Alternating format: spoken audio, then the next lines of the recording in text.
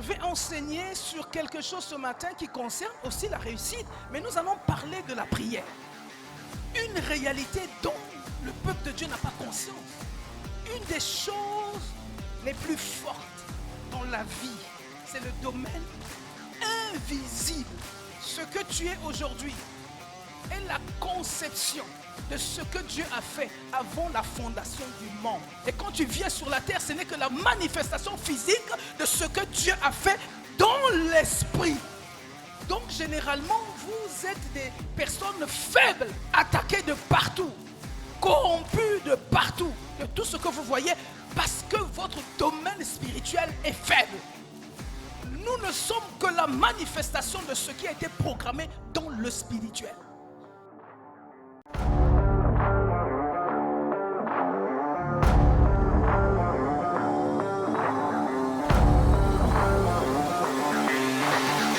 Celui qui dit une chose et la chose arrive, je t'invite mon ami à le célébrer s'il te plaît. Acclame le Seigneur. Jésus-Christ, acclame-le. Célèbre-le par des acclamations, acclame-le.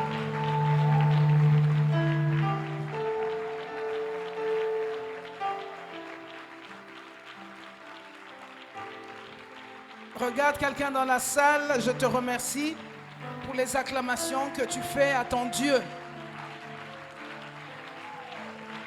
Crois seulement en acclamant que tu as la capacité de faire descendre le Seigneur à tes côtés. Et ton acclamation va pousser Dieu à descendre de ton côté. Merci Jésus. Alléluia. Amen. Je salue la présence de tous les saints ce matin.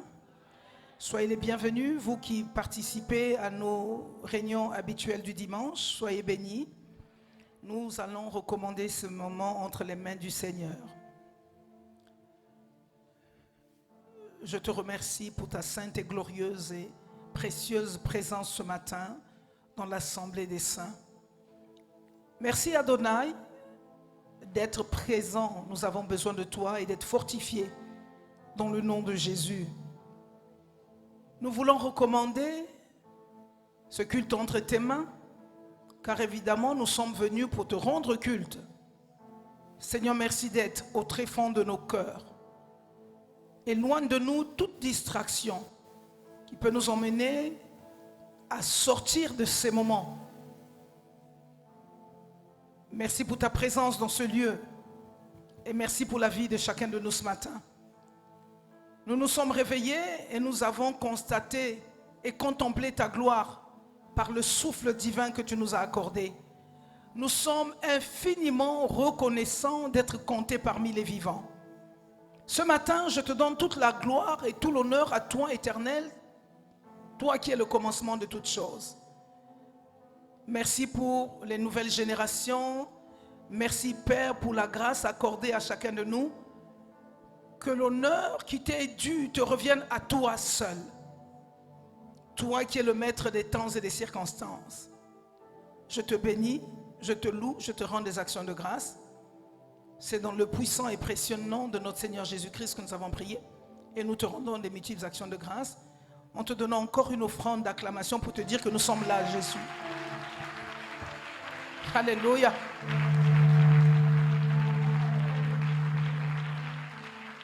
Amen. Asseyons-nous sur le règne de nos ennemis. Bien-aimés, nous avons commencé évidemment encore des enseignements. Nous voulons emmener l'Église à la réussite et emmener les chrétiens à comprendre que Dieu n'a pas fait de nous un royaume de sacrificateurs, un peuple béni, pour que nous soyons comme des personnes qui manquent véritablement de vision. Mais si Dieu nous a rachetés, nous a pris des ténèbres pour nous emmener vers la lumière, c'est pour que nous puissions régner. Nous sommes appelés à régner, peu importe les origines, les profondeurs, d'où nous venons et des problèmes que nous vivons. Mes chers frères et sœurs, croyez Et c'est une vérité biblique que le Seigneur nous appelait à régner dans la lumière. Donc nous devons comprendre que chacun de nous est né et il doit régner sur la terre. Et il y a une merveilleuse parole dans la Bible, dans le livre de Luc, qui nous enseigne, quand le Seigneur Jésus-Christ nous apprend à prier, il nous dit que ton règne vienne. Et donc nous, si nous sommes sur la terre, c'est pour régner. Nous sommes des régnants sur la terre. Nous sommes sur la terre, c'est pour régner et ne pas subir. Il y a des gens qui vivent et ils subissent, toute leur vie ils subissent. Non. Dis, je ne suis pas né pour subir. Dis, je ne suis pas né pour subir. Je ne suis pas né pour subir. Je suis né pour régner. Mais il faut que tu y crois, tu es en train de parler comme quelqu'un qui est sous l'eau. Il faut que tu crois. Tu n'es pas né pour subir, mais tu es né pour régner. Nous sommes des régnants sur la terre parce que nous avons un royaume. Nous sommes dans le royaume de Dieu et nous sommes nés pour régner. Tu dis, je règne dès maintenant ici-bas au nom de Jésus. Lève-toi s'il te plaît. Tu dis que je règne dès maintenant ici-bas au nom de Jésus. Rien ne peut être refusé. Parce que Dieu m'a donné toute autorité. J'exerce mon pouvoir et mon autorité maintenant au nom de Jésus. J'exerce mon autorité dès à présent ici-bas au nom de Jésus. Je suis un régnant au nom de Jésus. Je crois et je confesse ce matin. Je crois et je confesse ce matin. J'ai une énergie nouvelle par la parole de Dieu. J'ai une énergie nouvelle qui se renouvelle chaque matin par la parole de Dieu. Je crois et je confesse que je ne suis pas un accident sur la terre. Je crois et je confesse que je ne suis pas un accident sur la terre. Au nom de Jésus, je suis né pour régner. Je suis délivré pour régner. Je suis élevé pour régner. Au nom de Jésus. Acclame pour toi alors. Acclame pour toi alors. Alléluia. Alléluia. On n'est pas né pour joncher les couloirs. On n'est pas né pour joncher les murs. On n'est pas né pour être frustré. On n'est pas né pour avoir honte. On est né pour régner. Alléluia. La Bible dit que quand on tourne vers lui nos regards, notre cœur est rayonnant de joie et notre visage ne se couvre pas de honte. Dis à quelqu'un, mon visage ne se couvrira pas de honte. Dis-le bien, mon visage ne se couvrira pas de honte. Mon visage ne se couvrira pas de honte. Je prends appui sur la parole du Seigneur. Sur la parole de Jésus. Je crois, je confesse dès maintenant que les choses changent parce que mon état d'esprit change. Parce que mon état d'esprit change. Et comme mon état d'esprit change, j'ai une nouvelle pensée en Jésus-Christ. Je renouvelle ma pensée. Je crois et je confesse. Je suis un être né de nouveau. Et si je suis né de nouveau, j'ai des choses qui s'accentuent dans le changement. Des choses qui s'accentuent dans le changement. Car la Bible déclare dans le livre de Corinthiens que si quelqu'un est en Christ, si quelqu'un est en Christ, les choses anciennes sont passées. Mais je dis que les choses anciennes sont passées. Toutes choses sont devenues nouvelles. Toutes choses sont devenues nouvelles. Au nom de Jésus. Au nom de Jésus. Au nom de Jésus. Acclame pour toi.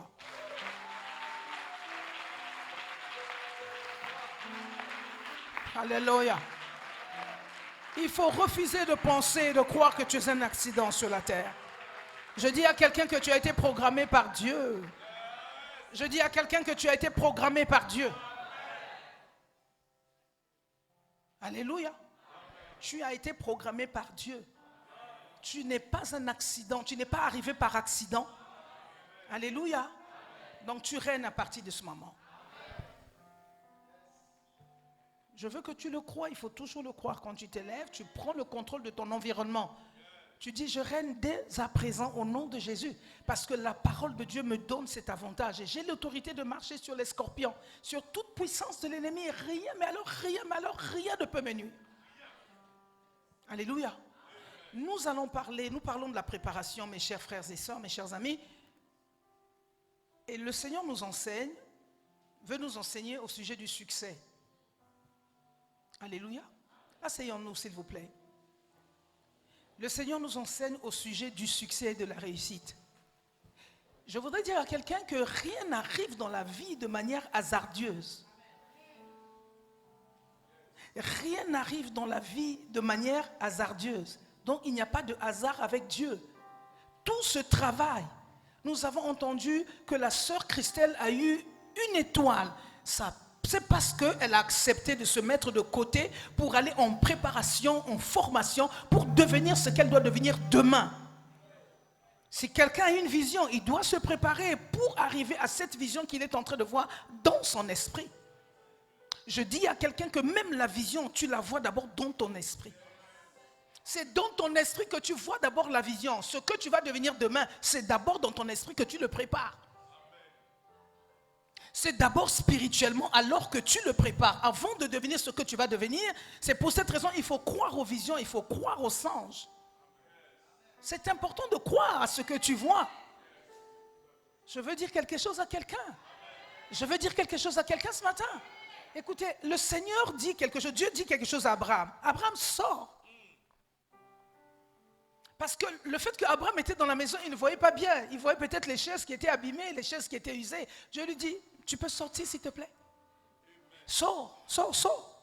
Soulève la tête, il y a des étoiles en haut. Oh God, je dis à quelqu'un qui a des étoiles. Dieu voulait dire à Abraham, mais ne t'abrutis pas, parce qu'on s'abrutit.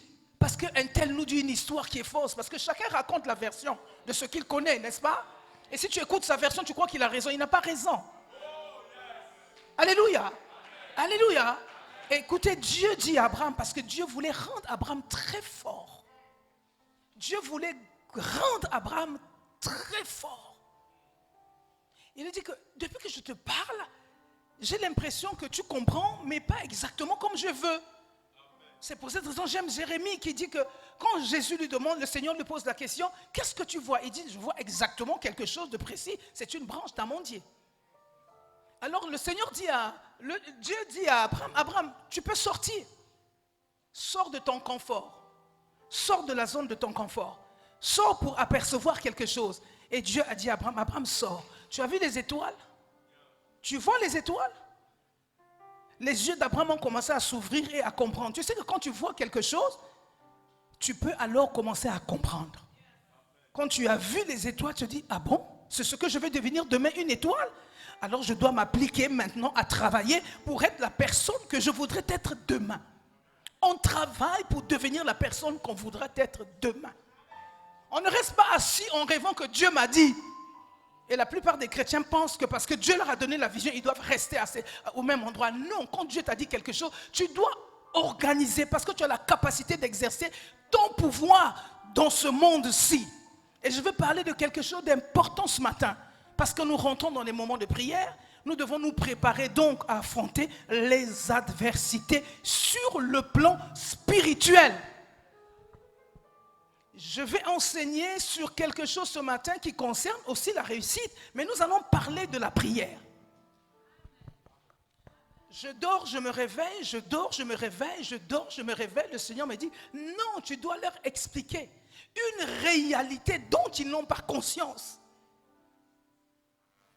Une réalité dont le peuple de Dieu n'a pas conscience. Une des choses les plus fortes, c'est le domaine invisible. Une des choses les plus fortes dans la vie, c'est le domaine invisible. Et le domaine invisible est une réalité. Ce que tu es aujourd'hui est la conception de ce que Dieu a fait avant la fondation du monde. Donc spirituellement, tu as déjà existé en tant qu'entité spirituelle. Et quand tu viens sur la terre, ce n'est que la manifestation physique de ce que Dieu a fait dans l'esprit.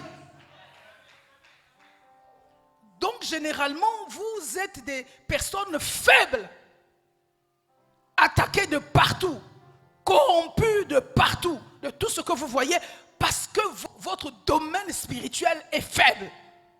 Nous ne sommes que la manifestation de ce qui a été programmé dans le spirituel.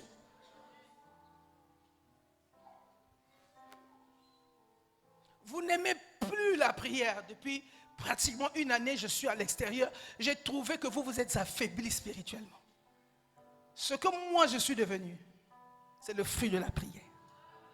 Ce n'est pas l'offrande. Ce n'est pas l'offrande. Mais je suis devenu ce que je suis devenu par le fruit de la prière.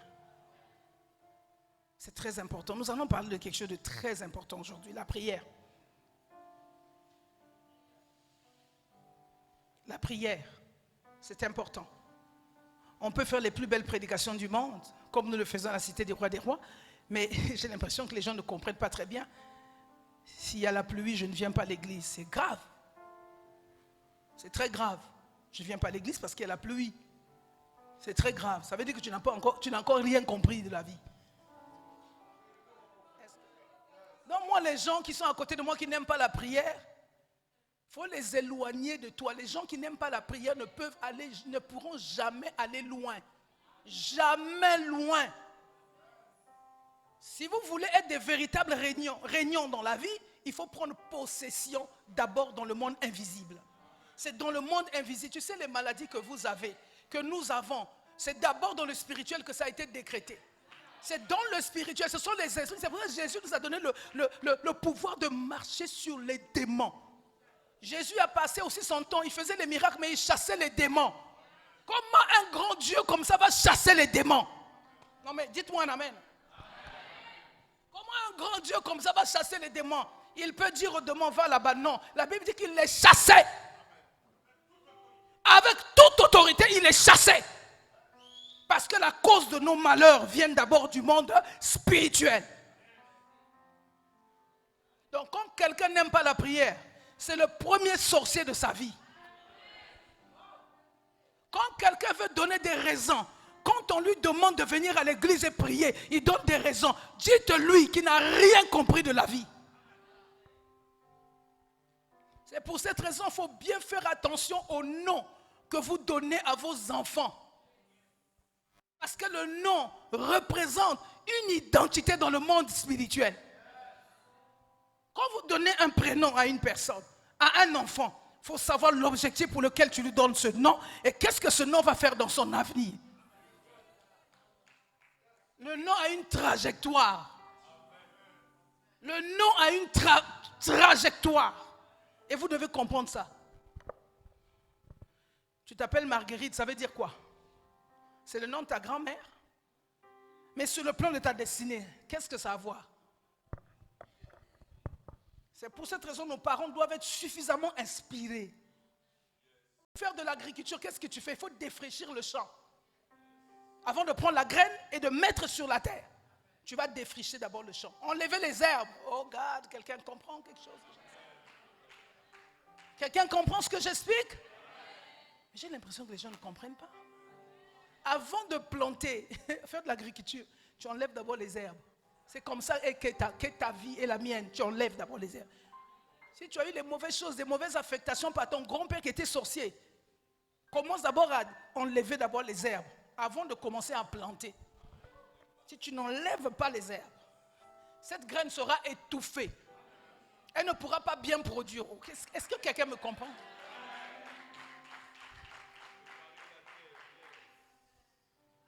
Je sens qu'il y a des gens qui comprennent. Tu dois préparer la terre. Avant de mettre la graine, prépare la terre. C'est pour cette raison Jésus, quand il savait qu'il partait, il a d'abord commencé à préparer les disciples. Avec des enseignements. Il persévérait dans la communion, dans la prière et dans les enseignements des apôtres. Acte 2. C'est comme ça que Jésus faisait. Donc aucune personne de ce monde, quel que soit le niveau de son intelligence, ne peut arriver à faire quelque chose s'il n'est pas passé par le champ de la préparation. Même pour avoir la maîtrise de quoi que ce soit, tu dois être formé. Tu dois avoir eu l'habitude de ces choses-là pour avoir la domination. Et Jésus dit qu'il nous a donné la domination. La femme va écraser la tête du serpent. Donc il faut exercer ton pouvoir. Dans la vie, exerce le pouvoir que Dieu t'a donné. Exerce-le de manière forte. On ne s'amuse pas dans l'esprit de la guerre spirituelle. Ce n'est pas quelque chose avec... Parce que quand le démon trouve une porte pour t'abattre, écoute, quand les démons, tu sais, des gens qui sont devenus des violeurs, parce que dans le monde spirituel, il y a eu un décret qu'il y avait un grand-père dans la famille qui ne peut pas mourir comme ça. Il faudrait que ce qu'il a fait, ça se reportait sur une autre personne pour la continuité. Et donc dans le domaine spirituel, on a décrété. Vous croyez que les gens se lèvent un matin pour devenir des psychopathes?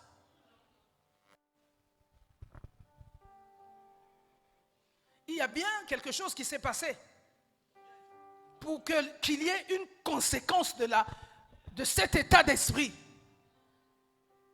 Donc, des personnes qui vivent des échecs à répétition, des échecs, des frustrations, finissent par devenir des personnes qui seront les personnes les plus ennuyeuses de la société.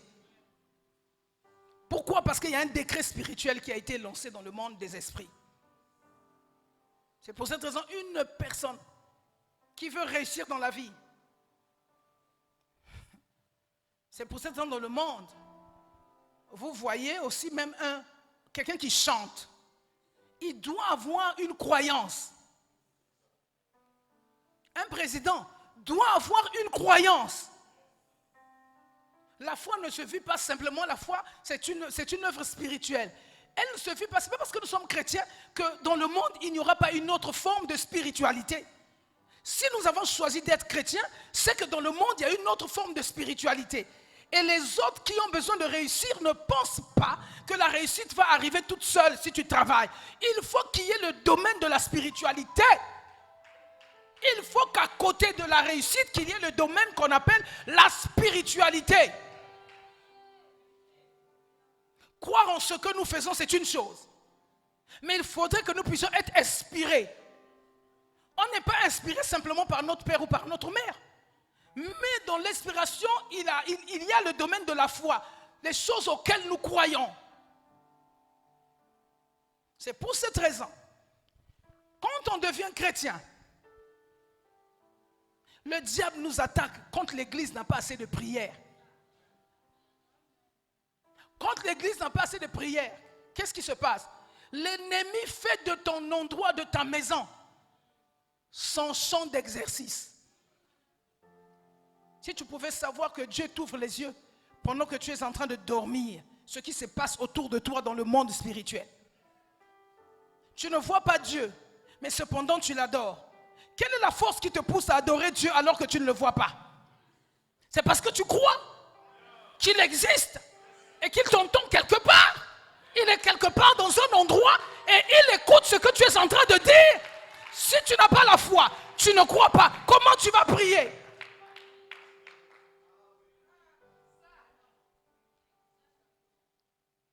Quand vous lisez la Bible comme un expert avec les yeux de l'esprit, vous voyez la Bible de manière différente. En fait, la Bible est là, mais en réalité, la Bible, c'est le tableau seulement de la volonté de Dieu. En fait, c'est un tableau, et dans ce tableau, c'est la volonté de Dieu. Donc, chaque fois qu'un chrétien va lire la Bible, va obéir à ce que la parole de Dieu recommande, il rentre dans la volonté de Dieu. Or, la Bible, ce n'est que le tableau de la volonté qui émane du Père. Il y a une femme qui s'appelait Rebecca dans la Bible. Elle tombe enceinte. Elle est enceinte. Elle porte 2 enfants. Mais Dieu considère que les 2 enfants-là, il les représente comme des nations. Il dit qu'il y a 2 nations. Mais Rebecca est limitée. Elle ne connaît pas ce que c'est les nations. Mais Dieu vient lui dire, il y a 2 nations dans ton ventre. Mais une personne qui n'a pas d'instruction, qui n'a pas d'enseignement, ne peut pas considérer 2 enfants comme étant 2 nations. Et Dieu lui dit quoi? Ça a commencé spirituellement. Elle n'a pas vu Dieu, mais elle a entendu. Dieu lui a dit, le dernier, le premier qui va sortir sera assujetti au deuxième. Et quand les enfants sont nés, Jacob était le deuxième. Oh, mais c'est la parole que Dieu a déjà libérée. Dieu est esprit, Dieu a relâché la parole. Et dans le ventre, sur le plan spirituel, les enfants se sont positionnés comme la parole a ordonné.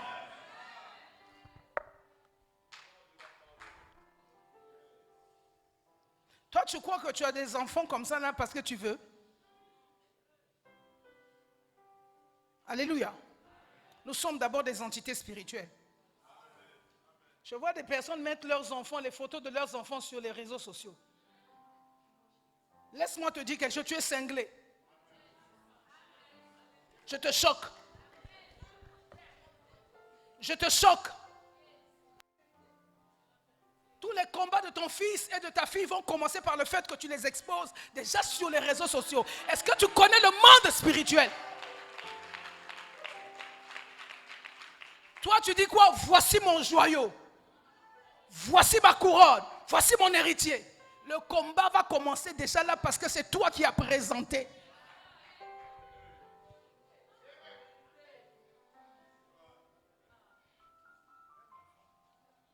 Alléluia. Nous devons avoir ce que nous appelons, nous, la discipline.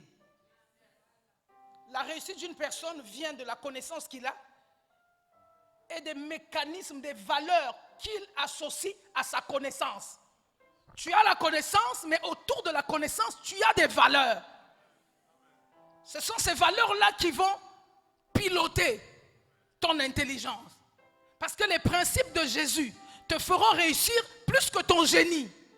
Quand tu appliques les principes et tu as l'intelligence, tu mets autour de ton intelligence les principes de Jésus. Il faut que tu saches que tu finiras par être le meilleur de ta génération, le meilleur de ta promotion, les meilleurs des personnes qui sont autour de toi. Malgré le fait que tu es intelligent, si tu n'associes pas les principes qui te permettront de te maintenir, est-ce que vous savez que quand quelqu'un tombe, c'est une programmation du monde des ténèbres. Quand un homme de Dieu tombe, c'est ce qui a été programmé dans le monde des ténèbres. Cette programmation fait que tu puisses chuter. Mais si toi tu regardes ça comme étant un combat physique, oh là là. Si tu regardes ça comme étant un combat physique, tu n'auras jamais la réussite. Tu seras frustré toute ta vie. Et tu vas croire que les gens sont contre toi. Pourquoi? Parce que tu ne comprends pas la réalité du combat spirituel. Tu ne comprends pas la réalité du combat spirituel parce que ta chute a été programmée dans le domaine des esprits. Et quelques temps après, quelques mois après, tu vois cette chose arriver devant toi. Tu tombes et tu penses que les gens sont contre toi. Personne n'est contre toi. Donc quand quelque chose t'arrive, il faut observer la réalité de ce combat. Qu'est-ce qui se passe autour de toi? Pourquoi cette chose est en train d'arriver? Jésus est né. Les premières personnes qui sont venues l'adorer, les chrétiens, étaient distraits. Ils disaient, oh my God.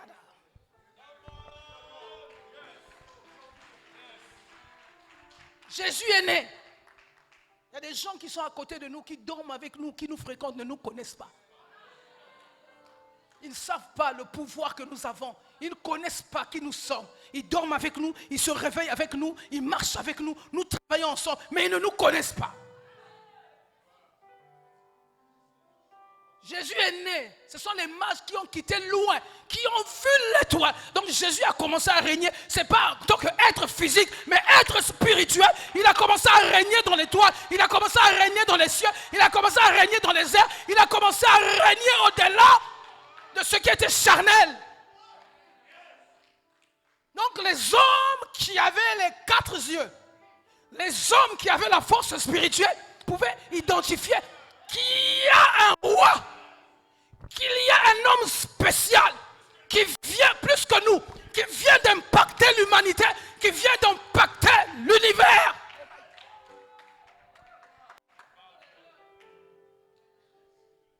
Ils ont vu l'étoile. Papa, le premier combat de Jésus a commencé, c'était spirituellement. Les hommes ont vu l'étoile et ils ont dit que c'est à cause de son étoile qu'on vient l'adorer.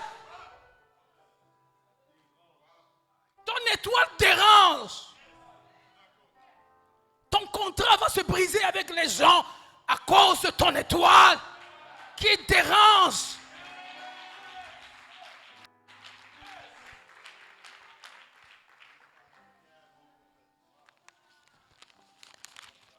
Tous les problèmes de Jésus ont commencé spirituellement.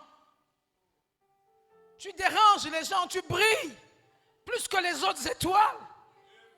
Ils ne comprennent pas pourquoi, quelle est la force que tu as. Parce qu'ils sont habitués à manipuler un certain niveau. Mais toi, ils n'arrivent pas à t'atteindre parce que tu représentes un niveau plus élevé que eux.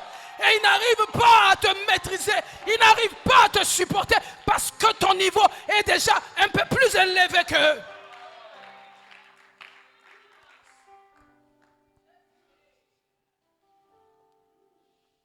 Quelqu'un comprend? Mes amis, donnez-moi votre attention. Quand tu vois quelqu'un qui parle, qui lit la parole de Dieu, qui reste un parolier sans le spirituel,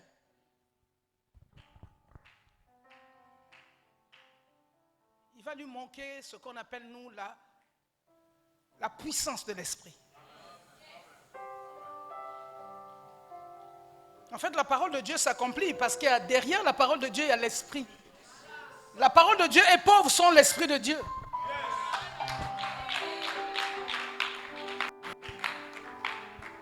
Éphésiens, chapitre 1.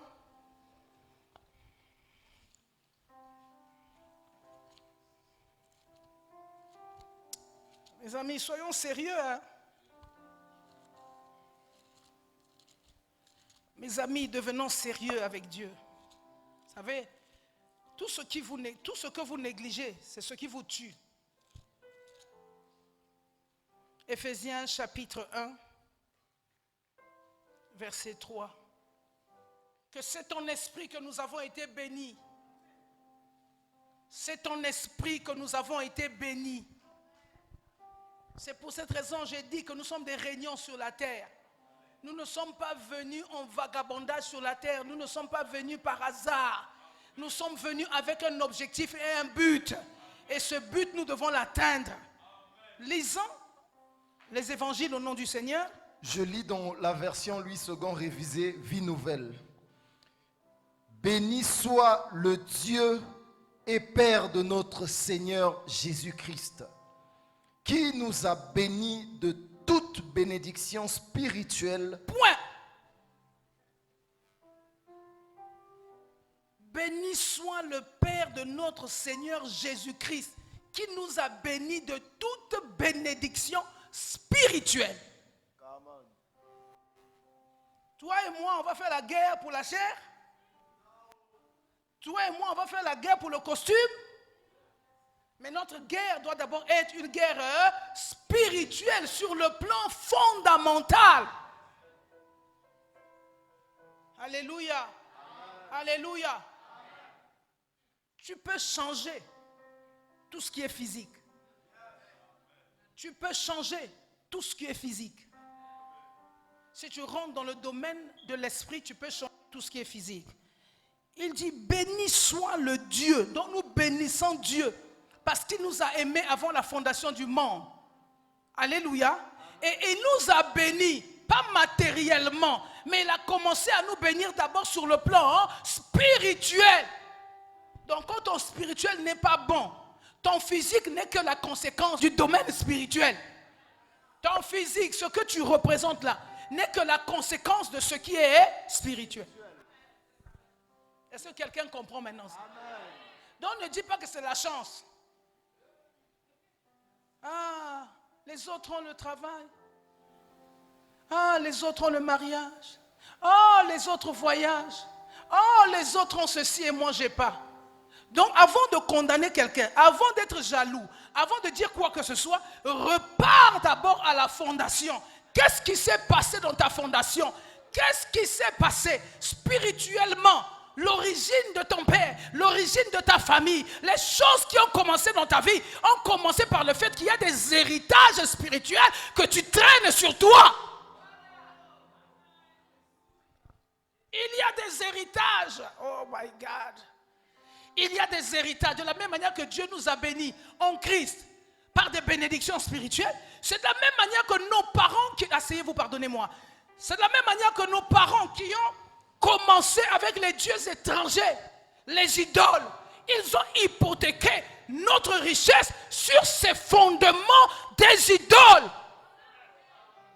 Ils ont hypothéqué notre vie sur la fondation de leur Dieu, de leur pratique, de leur divinité, de leur tradition.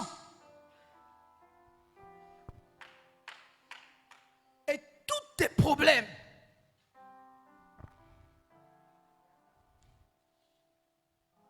se trouvent à ce niveau-là. C'est pour cette raison, plus tôt tu connais la parole de Dieu, je dis, plus tôt tu connais la parole de Dieu, plus tôt tu es régénéré, plus tôt tu acceptes Jésus comme Seigneur et Sauveur. Donc il t'appartient à toi de comprendre le processus, de repartir au début, à la fondation et commencer à détruire. Tu peux passer 5 ans parce que tu ne connais pas la puissance de ces entités. Parce que ces entités ont une puissance. Et qu'est-ce qui s'est passé dans les origines de l'organisation de ces entités qui sont en mission sur la vie de chacun de nous? Ces entités sont en mission. De la même manière que Jésus a quitté le sein du Père, il a quitté le trône pour venir sur la terre, c'était une mission. C'est de la même manière que ces esprits, ces entités sont aussi envoyés. Oh God! Sont envoyés pour gérer toute une famille. À cause du fait que nous venons de la race bantou et que nos parents ne connaissaient pas Dieu, ils n'avaient que la tradition. Et cette tradition-là a emmené beaucoup de problèmes dans la famille. Alléluia. Alléluia. Donc, quand vous venez à l'église, quand on décrète des moments de prière, sachez que Dieu sait qu'il y a une urgence, il y a un besoin et il y a une urgence dans le royaume. Dieu sait déjà que le diable a planifié un plan d'attaque sur la vie de plusieurs personnes.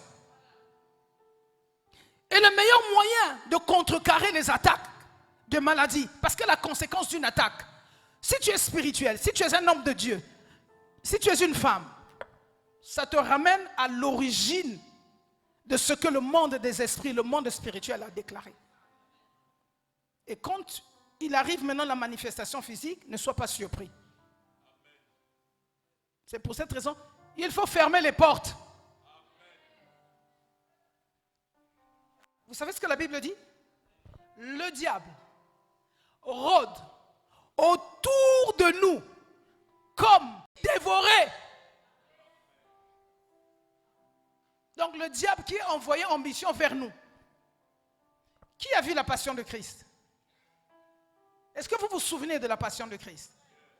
Voyez-vous que quand Jésus est passé au milieu des Romains dans la bastonnade, dans ce film, vous voyez bien la manière imagée, intelligente de ce que le diable était en train de faire autour des hommes. Pendant que Jésus était dans la bastonnade, une parole avait été relâchée du ciel, que Jésus devait descendre sur la terre, souffrir et mourir, se ressusciter le 3e jour. Alléluia. Mais c'était une parole qui avait relâché, c'était une parole que Dieu avait relâchée. Quand le prophète Ésaïe le sort, cette parole va trouver la vie. Et quand Jésus descend, ça s'est accompli tel que Dieu avait relâché. Spirituellement, Dieu avait parlé, mais physiquement, matériellement, on a vécu cela. Et quand vous voyez le film de, comment on appelle ça, de la passion de Christ, le diable est enveloppé par un drapeau, une étoffe noire. Et il est en train de faire le tour de toutes les personnes qui avaient entouré le Messie. Et il passe et il est en train de regarder. Il regarde pourquoi? Parce qu'il est content. Ce qu'il entrevoyait, ça s'est accompli. La seule chose dont il n'avait pas la maîtrise, la résurrection. La seule chose dont il n'avait pas la maîtrise, c'était la résurrection. Mais cependant, quand Jésus est tombé entre les bras des soldats romains, le diable était content. Donc il était en train de faire le tour. Il faisait le tour pour dire, où est-ce que nous en sommes maintenant? Il est tombé, le gaillard est tombé, il est tombé, je suis content. Donc il devait venir voir lui-même pour aller rendre compte. Quand tu marches là, quand tu es prisonnier dans le monde des esprits, quand tu es dans les géoles des ténèbres, il y a des esprits qui t'accompagnent, qui ont la mission de rendre compte, qui ont la mission d'aller dire. Tu ne peux pas réussir, même quand tu vas à un entretien. Parce qu'eux, ils sont là pour aller rendre compte. Qu'il est en train de partir à une mission d'entretien. Qu'est-ce qu'ils vont faire? Leur esprit va aller envoûter les décideurs. Ceux qui doivent te donner l'accord de la réussite, ils seront unanimes, vont dire non, pas lui, pas lui, pas lui. Pourtant, tu as ce qu'il faut pour réussir. Mais ils vont dire unanimement, pas lui, pas elle, pas lui. Parce que si elle réussit, nous sommes dans le désarroi. Parce que cette personne va faire un grand travail dans le monde. Donc, il faut empêcher que ce travail puisse avoir lieu. Quand nous décrétons, quand Dieu décrète un moment de prière à l'église, mes amis, il faut courir. Il faut s'apprêter pour dire que c'est un moment merveilleux. Parce que Dieu a besoin de nous enseigner. Il y a certainement une urgence dans le royaume. Dieu voit, nos yeux et notre cœur est plus petit que le cœur et l'amour de Dieu. On peut aimer Dieu, mais on ne peut pas l'aimer plus que lui, il nous aime. On peut aimer Dieu, on peut prétendre aimer Dieu, mais notre amour est inférieur à l'amour de Dieu. Que ne te trompe pas. Et ne fais même pas des efforts pour devenir plus spirituel que Dieu. Alléluia. Lisons le livre d'Éphésiens. Béni soit le Dieu et Père de notre Seigneur Jésus-Christ, qui nous a bénis de toute bénédiction spirituelle dans les lieux célestes en Christ. En lui, Dieu nous a choisis avant la création du monde. Oh Saint-Esprit, Dieu nous a choisis avant que le monde soit. Nous existions dans la pensée de Dieu sur le plan spirituel. Et quand nous arrivons dans le monde, ce n'est que la matérialisation physique de ce qui avait été décrété dans le monde. Allez-y. En lui, Dieu nous a choisis avant la création du monde pour que nous soyons saints. Waouh! Que nous soyons saints.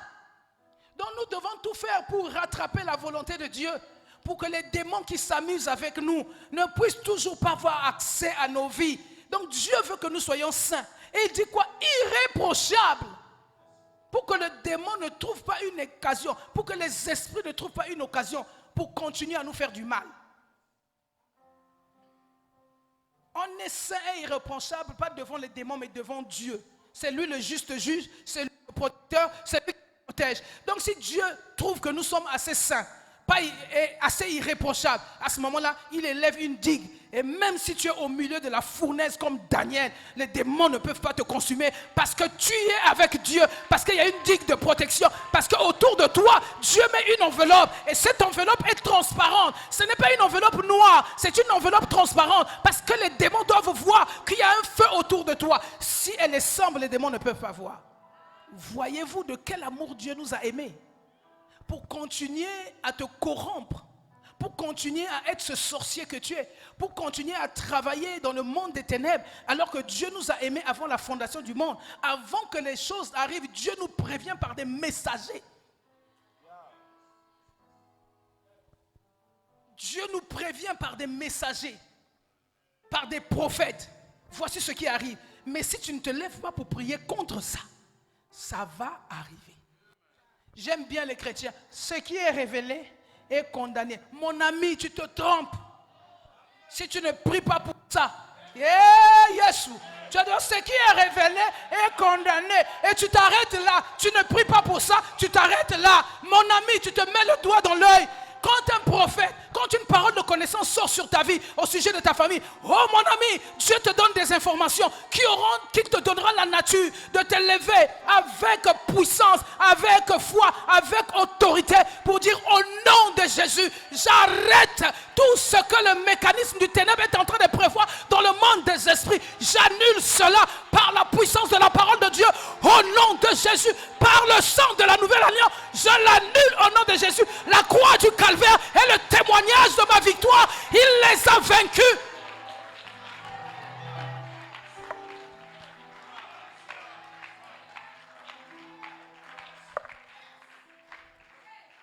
Alléluia. Est-ce que vous savez ce qui a produit le fait que la servante de Dieu s'est levée pour témoigner? Elle a témoigné, pourquoi? Parce qu'elle a d'abord prié. Avant la rencontre avec son père, elle a prié, elle a préparé ça dans la prière, elle a malaxé, elle a détruit les forteresses, elle a détruit les hôtels, elle a détruit la tradition, elle a commencé à récupérer son mariage. Avant que le père ouvre la bouche, spirituellement, elle est devenue plus forte que son père sorcier. Et quand elle est venue devant le père a dit, lève-toi, tu es plus forte que moi. Il a accepté sa victoire. Le père lui a dit, Bishop, lève-toi, tu n'as pas besoin de te prosterner. En réalité, c'est toi le chef. Tu vas vivre ça en live. C'est l'exercice du pouvoir spirituel qu'elle a récupéré dans le domaine des esprits, dans le domaine spirituel, qui a fait que son père qui l'a mis au monde lui dise en réalité, c'est moi qui te créais des problèmes. Si j'avais une femme à épouser, ce serait toi. Donc il a déclaré publiquement qu'il était son mari de nuit, qu'il combattait son mariage.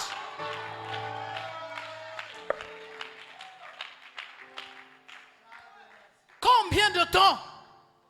Sois bénie ma fille. Combien de temps elle a prié? Vous êtes mariés, ça fait plus de 3 ans. Pendant 3 ans, elle a fléchi les genoux. Pendant 3 ans, elle a dit à Dieu, ce n'est pas possible que cette affaire continue à durer. Ce n'est pas possible que cette affaire continue à briller.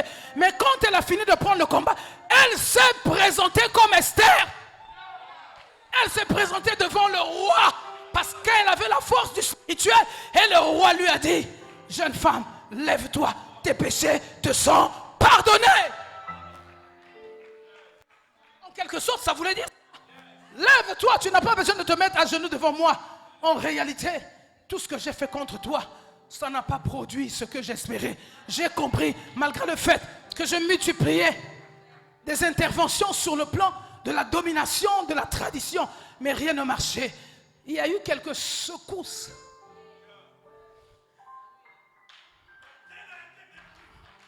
Vous savez, les disciples étaient dans le bateau, mais la Bible dit qu'il y a eu des vents qui sont rentrés dans le bateau, malgré le fait que Jésus dormait. Les vents ne respectent personne, parce que vous ne connaissez pas leur origine, vous ne savez pas d'où ils viennent et quelle est leur mission. Mais ils vont rentrer dans ton bateau pour te secouer, pour que tu sentes aussi que les moments sont difficiles.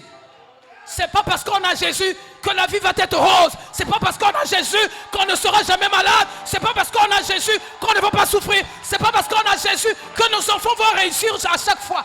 Même quand on a Jésus, les enfants doivent avoir les échecs pour comprendre la vie.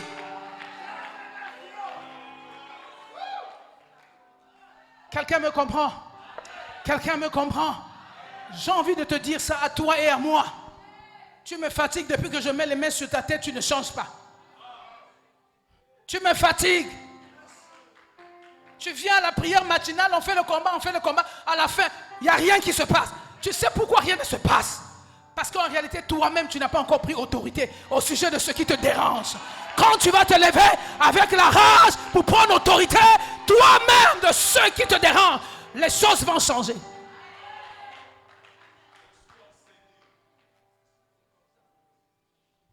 C'est comme ça. Ne sois pas gentil. Dans le domaine spirituel, il n'y a pas de sentiments. Ce sont les sentiments qui nous tuent. Le combat spirituel est réel. Tu fais des problèmes à ton mari. En réalité, c'est même pas ton mari. C'est l'oppression de ta famille qui veut t'emmener dans la rue. Et toi, tu commences à accuser les gens. Nous avons tous nos problèmes. Non, mais je dis à quelqu'un que nous avons tous nos problèmes. Non, dis à ton ami que nous avons tous nos problèmes. Nous avons tous nos problèmes. Ne mets pas tes problèmes sur quelqu'un. Ne mets pas tes problèmes sur quelqu'un. Commence à comprendre d'où viennent les problèmes que tu es en train de vivre. Les origines nous réclament. Ce sont nos origines qui nous réclament. Quelqu'un comprend? Continuons à lire Éphésiens rapidement. En lui, Dieu nous a choisis avant la création du monde pour que nous soyons saints et sans défaut devant lui. Dans son amour, il nous a prédestinés à être ses enfants adoptifs par Jésus-Christ. J'ai dit que Dieu nous aime plus que ton amour. Donc il nous a adoptés. Avant même que tu dises oui, il avait déjà sorti le décret de l'adoption. Toi, tu ne subis que ce que Jésus a déclaré depuis le commencement. Allons-y. C'est ce qu'il a voulu. Bien. C'est ce qu'il a voulu. Ce n'est pas ta volonté. Oh. Ne dis pas que tu pries plus que quelqu'un d'autre. Il ne faut pas dire ça.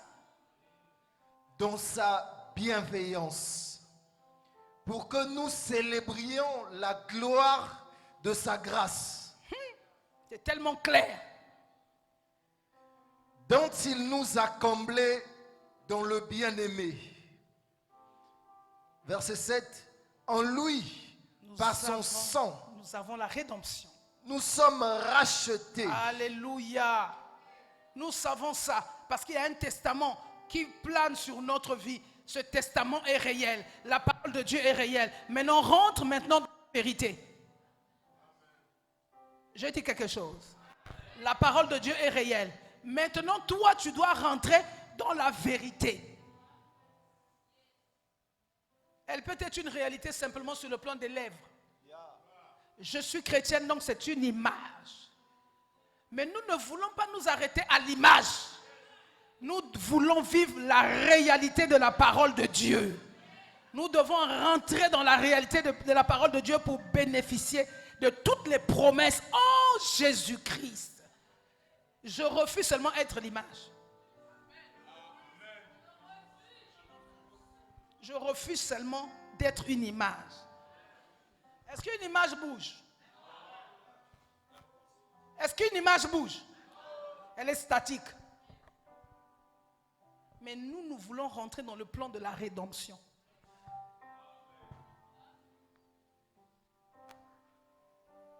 Si tu ne rentres pas dans le plan de la rédemption, si tu considères que Christ n'a pas souffert, est mort au calvaire, son sang a coulé, alors à ce moment-là, la totalité de la parole de Dieu ne s'accomplit pas. Il faut rentrer dans le plan de la rédemption. Et ce plan va te faire bénéficier des plus grandes promesses de Dieu. Donc il y a des choses que tu dois apprendre à confesser dans ta vie. Et ça devient comme une récitation, ça devient comme ta couverture. Tous les jours, tu dois rappeler à Dieu le calvaire que Jésus a eu à la croix. Le sang qu'il a libéré à la croix. Allez-y. En lui, par son sang, nous sommes rachetés, pardonnés de nos fautes. Par son sang, nous sommes rachetés, pardonnés de nos fautes. Ce n'est pas la parole de Dieu, mais c'est le sang. Tu dois connaître ce qui t'emmène à parler du rachat. Tu dois connaître le plan de la rédemption. C'est le sang que Christ a libéré au calvaire. Donc quand tu fais ton combat spirituel et que tu ne rappelles pas le plan de la rédemption, le sang qui te permet d'être racheté, d'annuler, c'est le sang qui annule.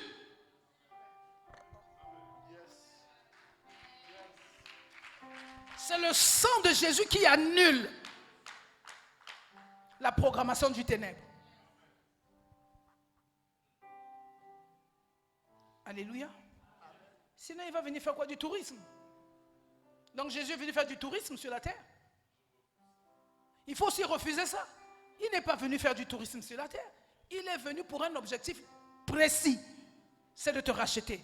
Il devait souffrir au calvaire. Il devait souffrir au calvaire. Cette souffrance te donne l'avantage maintenant de te déconnecter de toutes les pratiques de l'idolâtrie de ta famille.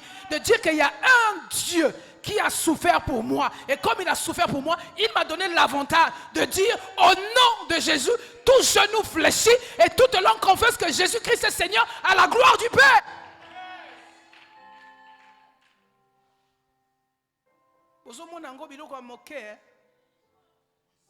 Mais là, aucun démon ne peut résister. Ici, là, il n'y a aucun démon.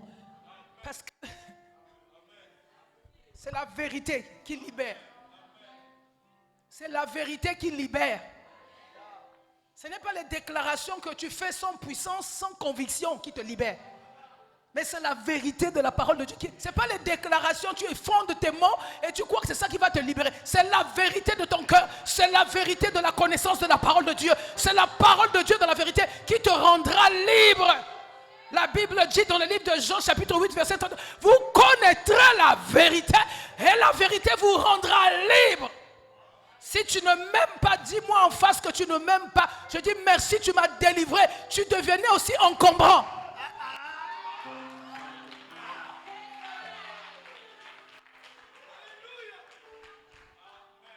Ça te choque? Il ne t'aime pas? Tu dis merci. Ta présence commençait à devenir encombrant. Je ne savais pas comment te dire de dégager l'espace. Mais comme tu es parti de toi-même, je suis libre.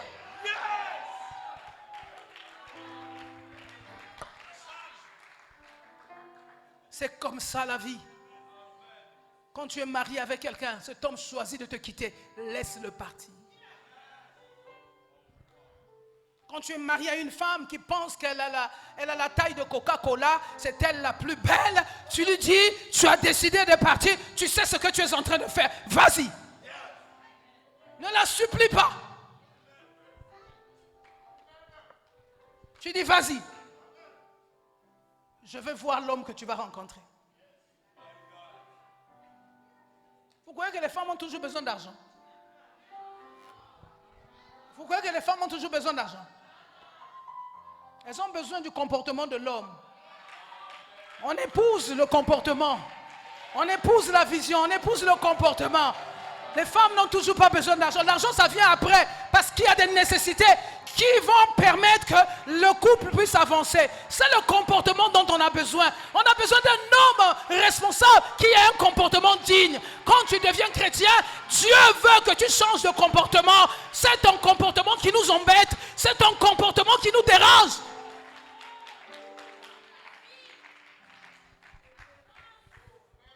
Alléluia. Je te choque, mais ça va te guérir. C'est pour cette raison les hommes qui pensent que quand ils nous quittent, que nous sommes finis. Il y a encore 7000.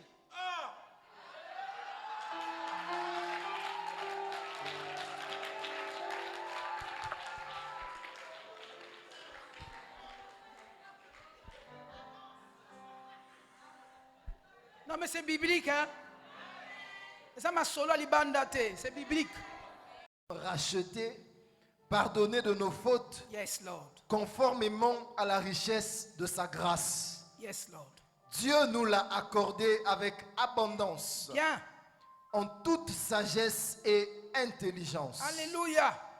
Il nous a fait connaître le mystère de sa volonté, conformément au projet bienveillant qu'il avait formé en Christ, pour le mettre à exécution lorsque le moment serait vraiment venu. Alléluia.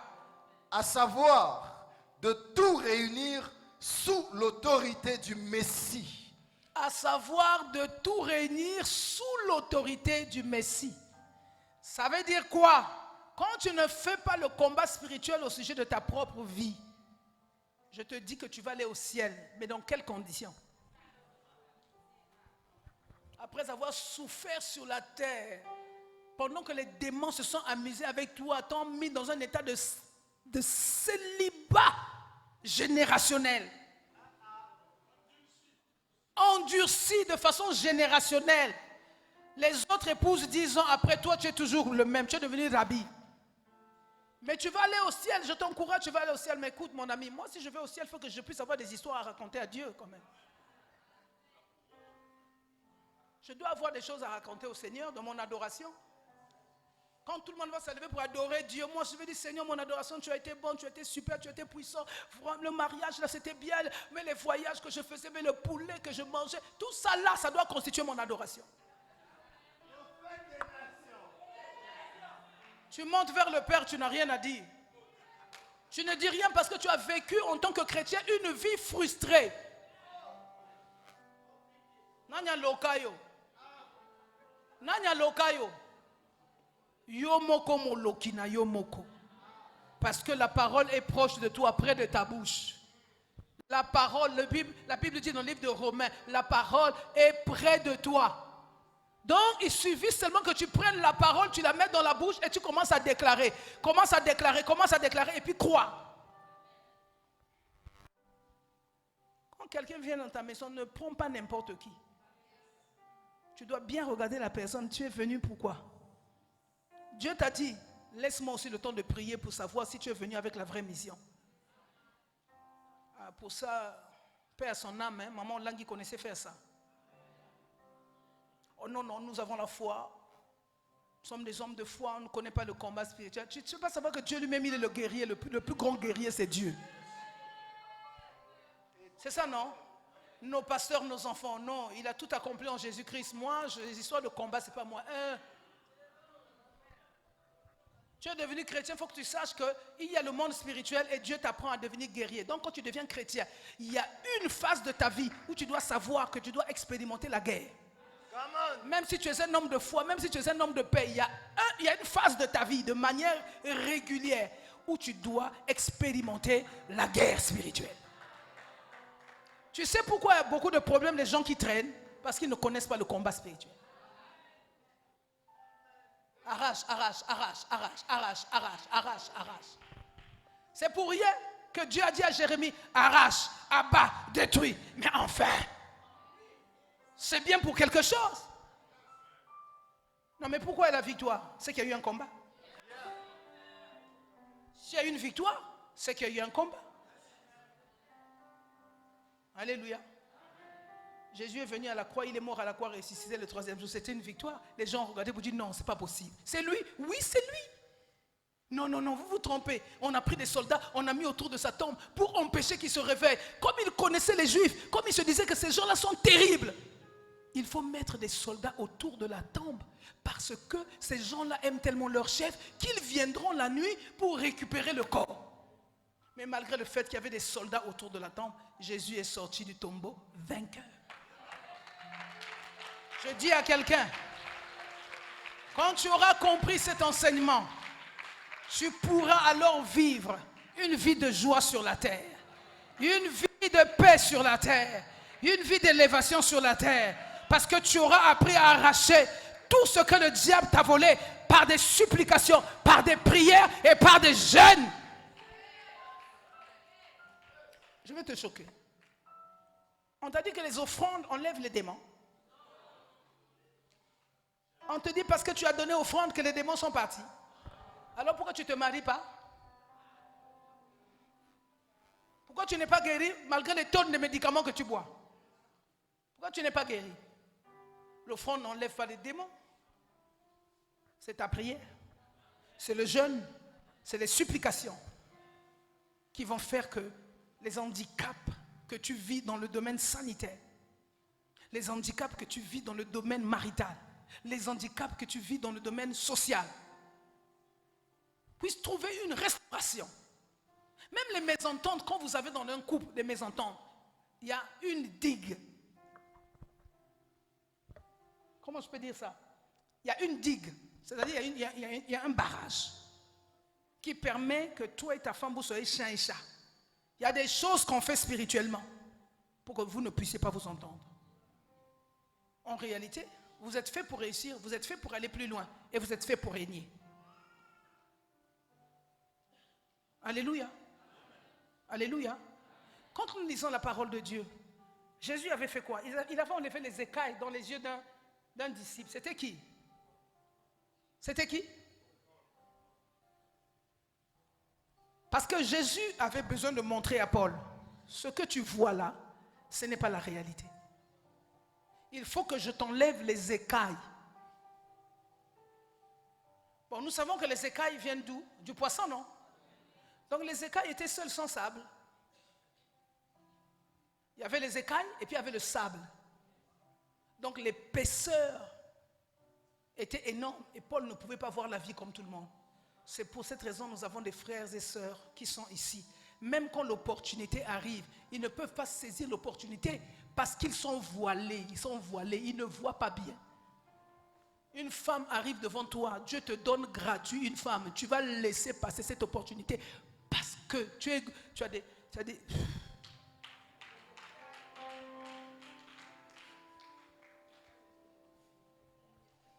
Je dis des choses vraies. Hein? La fille là va partir. Elle va partir. Et tu resteras avec tes tablettes. Elle va partir, tu sais pourquoi? Parce que tu as des écailles sur les yeux. Tu ne peux pas percevoir la bonté de ce que Dieu est en train de faire. Tu ne comprends même pas que l'opportunité que Dieu t'accorde, c'est parce que tu as prié pendant 21 jours. Et quand la femme arrive, tu la laisses partir. Ah mon noko. Ah bon? Tu crois qu'elle va venir sans que toi tu fasses un travail? C'est quoi ce couple-là? Donc elle va venir. Toi tu vas seulement bénéficier. Mais toi tu ne veux pas faire un travail sur elle. Mais si tu veux que vous allez dans la même vision, il faut faire un travail sur elle. Il faut faire un travail sur elle. Tu crois que quoi? Donc tu crois que la fusion là, dont le Seigneur parle, l'homme quittera son père et sa mère, s'attachera. Qu'est-ce qui se passe? C'est spirituel. Toi tu vois l'attachement là physique. Quand Dieu dit que l'homme quittera, l'homme doit quitter dans la réalité. Il quitte tout, le domaine spirituel, il quitte tout. Mais c'est puissant ce que Dieu a fait. Oh, mariez-vous, nous sommes contents. Non, tu dois d'abord quitter. Oh, mariez-vous, nous sommes heureux. Allez-y, on va faire la fête. Avant de penser à la fête, avant d'aller devant monsieur le maire, il faut qu'on t'a 3 ans, 2 ans de prière où tu vas quitter du socle familial. Tu vas dessoucher les verrous, tout ce qu'on avait fait contre toi dans le domaine spirituel, dans la maison de ton père. Quitte ça d'abord avant de venir me demander en mariage, sinon je vais souffrir.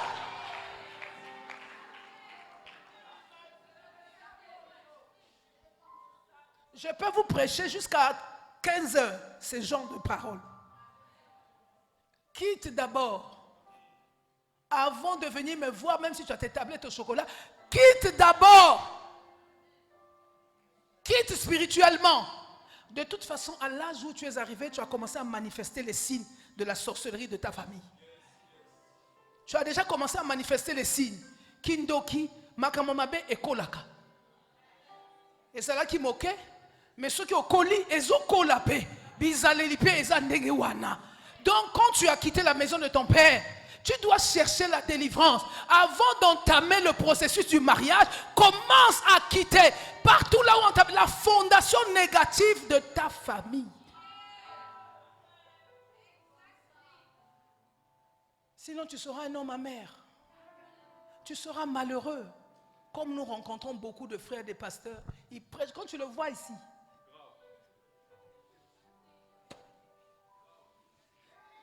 Tu dis, c'est lui que je vais épouser. Mais quand il descend de la réalité divine, tu dis que je me suis vraiment trompé de personne.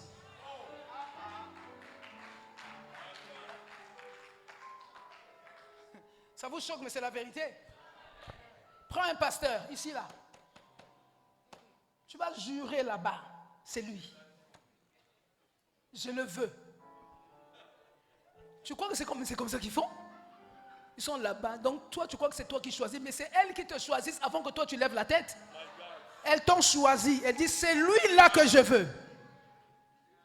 Quand il descend maintenant phare à phare. Non, les lunettes c'est petit. Les écailles c'est petit. Maintenant phare à phare avec la réalité de ce qu'il est sur le plan humain. Au Koufi. Très méchant. Insolent. Ndoki, Il ne peut même pas te prendre le sac pour t'accompagner, même pour prendre le taxi. Il te dit, alors tu es la femme, prends ça. Et puis comment il te parle? Comment il te parle? Et quand tu vois les sœurs de l'église, ma sœur, mon frère, sois béni mon frère. Tu as un problème, que le Seigneur soit glorifié. Dieu va faire. Jamais un jour, à ça la prière na moi sinaï le longewan.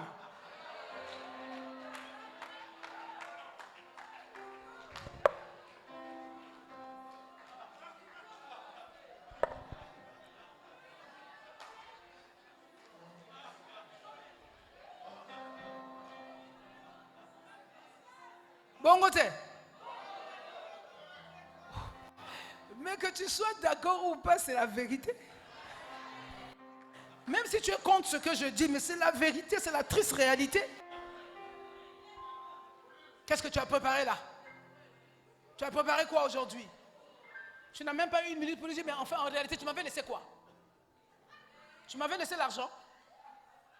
Hein? Tu as envie de lui dire ça. Mais le respect de la parole, de lui dire, papa, on a eu une petite cuisse de poulet. Emmène ça.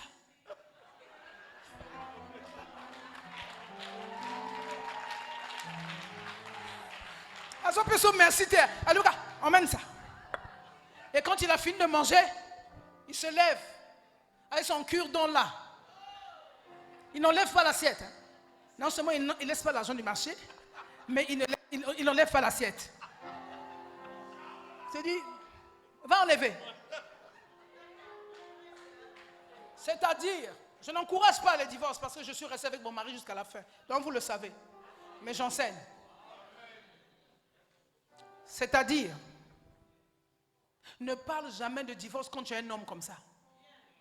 Dieu te donne un très bon sujet, une occasion de le récupérer spirituellement et de le préparer.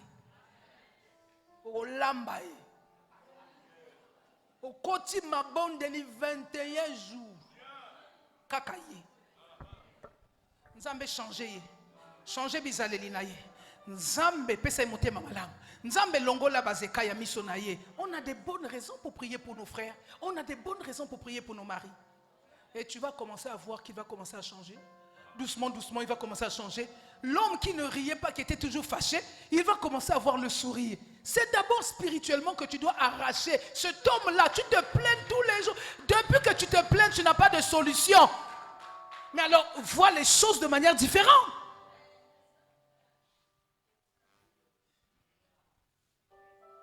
Moi, je ne donne pas raison aux femmes, mais je vous demande seulement d'avoir la méthode. Comment emmener votre homme à la restauration, à la délivrance. Alléluia. Il y a des pasteurs qui sont toujours fâchés à la maison. Ils ne parlent pas avec vous. Ils ne parlent pas avec vous. Qu'est-ce qu'ils voient dans sa maison? On ne sait pas. Peut-être qu'ils voient un hippopotame à la place de la femme.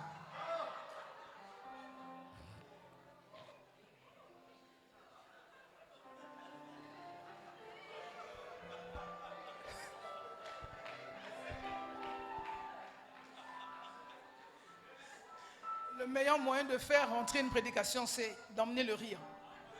Alléluia. Enfin, je vais vous expliquer quelque chose de spirituel. En fait, la femme n'est pas hippopotame. C'est lui qui a des problèmes. Qui ne voit pas la beauté de ce que Dieu lui a donné. Ses yeux sont voilés. Donc, il voit un hippopotame. Donc, il n'est pas heureux de voir ce monstre-là en face de lui.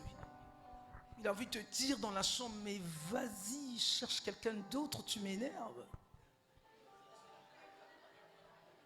Il dit ça doucement, il dit, mais enfin, tu m'énerves, toi, vas-y, toi. Qu'est-ce que tu fais là? Je cherche une femme qui a la forme du Coca-Cola, avec elle je vais faire des enfants. Mais en réalité, ce n'est pas lui, ce sont les démons. Ce sont les démons qui lui montrent la physionomie de cet hippopotame-là. Il va venir pendant que vous êtes en train de manger, tu mets seulement l'assiette comme ça, c'est lève. Non, c'est pas ça. Il commence à te taper parce qu'il croit que c'est un hippopotame. Mais en tant que pasteur, vous savez qu'on on entend beaucoup de choses. Ne pensez pas que je dis comme ça, on entend beaucoup de choses. Beaucoup de choses. Alléluia. Le verset 10. Papa, c'est seulement la vérité, papa. Moi, je kangango ezate, ezobima partout, partout ezobima. Moi, je kangango ezate.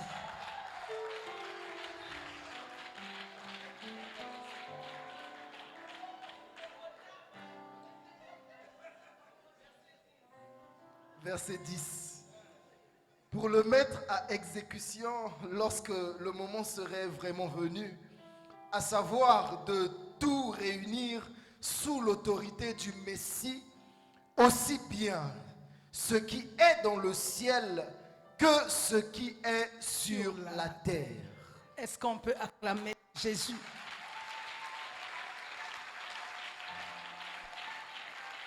Amen. Suivez-moi pour clôturer. Donnez-moi votre attention, s'il vous plaît. Donc, la prière est un échange avec Dieu selon la Bible. Donc, quand on rentre en prière, on est en train de faire un échange des problèmes, des vœux, des désirs que nous avons dans le cœur avec Dieu.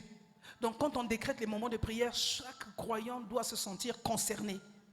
La prière veut dire invoquer Dieu, élever son âme vers Dieu par la prière. Quand on rentre en prière, on veut élever son âme pour dire à Dieu combien nous souffrons, combien nous sommes malheureux. Quand on rentre en prière, on s'adresse à Dieu. On s'adresse à un être surnaturel.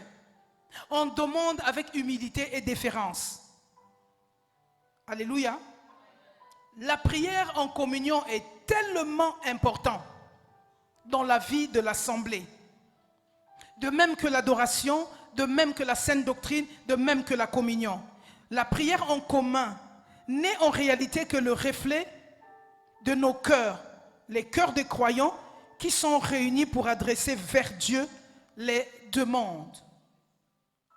Il nous faut une vie de prière personnelle. Nous pouvons lire ça dans le livre de Luc, chapitre 11, verset 1. Notez ça parce que vous en aurez besoin, parce que nous commençons la prière à 21h. Notre vie de prière doit aussi avoir des moments personnels. Luc chapitre 1, verset 1. Le secret de connaître Dieu et de faire sa volonté, c'est important. Or, la volonté de Dieu, c'est maintenant que Dieu nous recommande d'avoir une vie de prière. Proverbes chapitre 3, versets 5 à 6. Notez. Ça vous fera des moments de méditation. Le désir de Dieu, du Seigneur, c'est de connaître. Donc, la prière est un moment important où Dieu va te connaître davantage. Il te connaît déjà, mais il a besoin que tu t'exprimes. Le Seigneur est un Dieu jaloux, notre amour.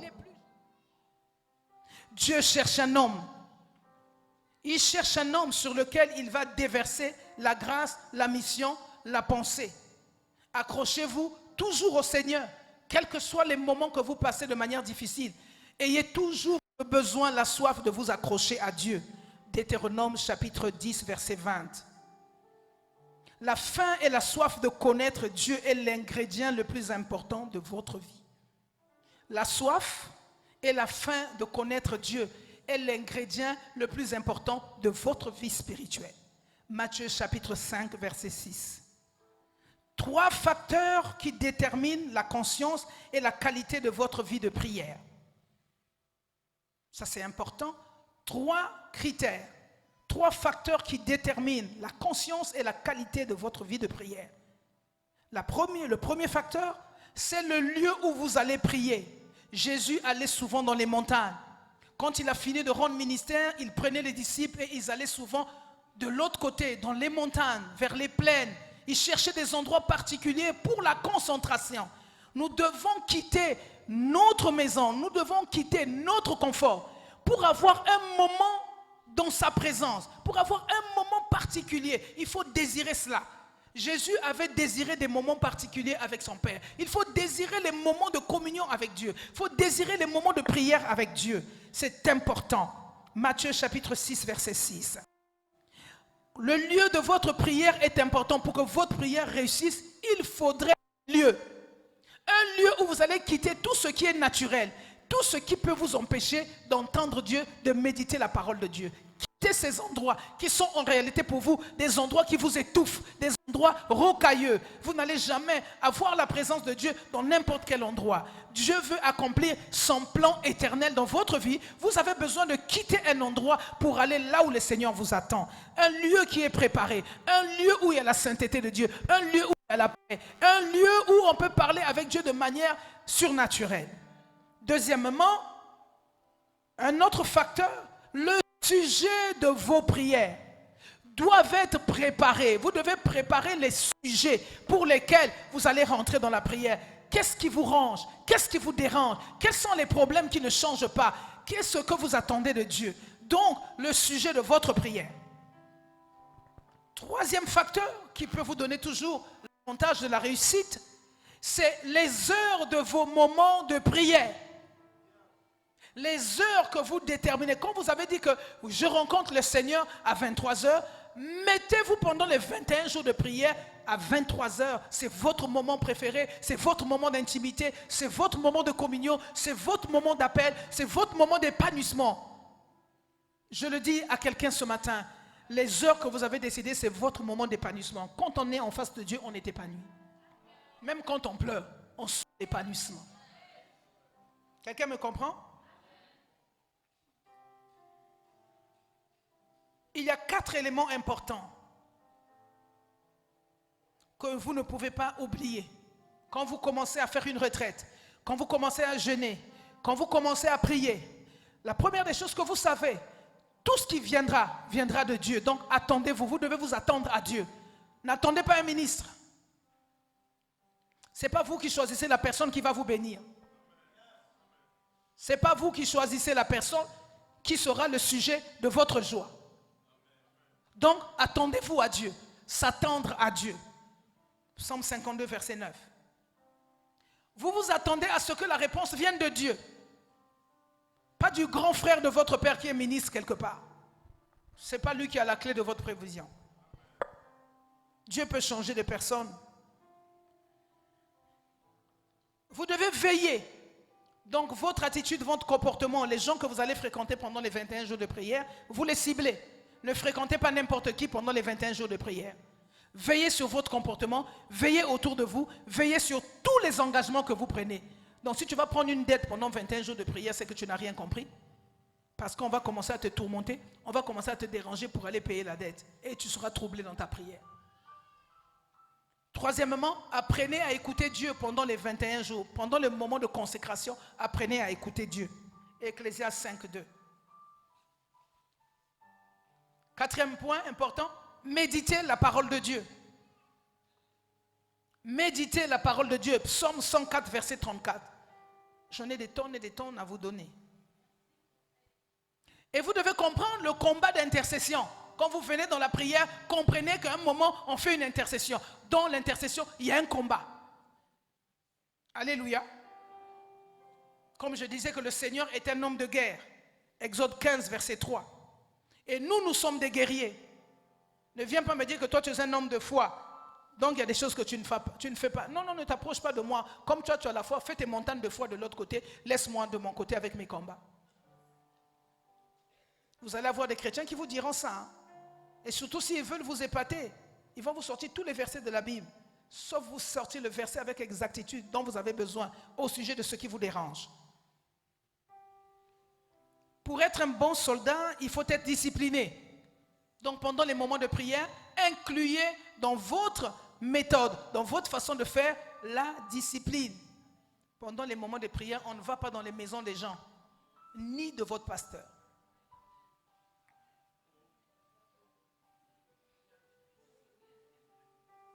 Il y a des gens qui ont eu des visions, qui viennent vous dire, j'ai une vision. Mais c'est l'église.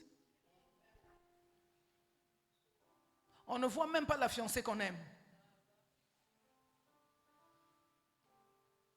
Mettez-vous à l'église, asseyez-vous, travaillez pour Dieu. Quand on travaille pour Dieu, on est dans la prière. Alléluia. Donc pendant les moments de prière, on ne visite pas les gens. Je veux voir si vous êtes vraiment des chrétiens. Vous allez mettre sur vos statuts en prière. Vous mettez du blanc en prière. Mettez ça. Au lieu d'envoyer des fausses images là. Excusez-moi, hein, je suis dur hein, parce que j'ai vu que vous n'aimez plus la prière. Gardez vos témoignages après les 21 jours. Je veux voir les vrais chrétiens ici. Stop. Prière.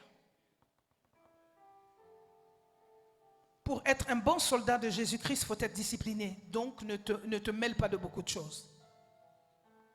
La force de votre discipline dépend de vous, pas de quelqu'un d'autre, pas de Dieu, mais de vous. Vous devez avoir un mental de combat, même si les choses ne réussissent pas pendant les 20 jours, pendant les 15 jours, pendant les 2 semaines. Espérez, persévérer et espérer.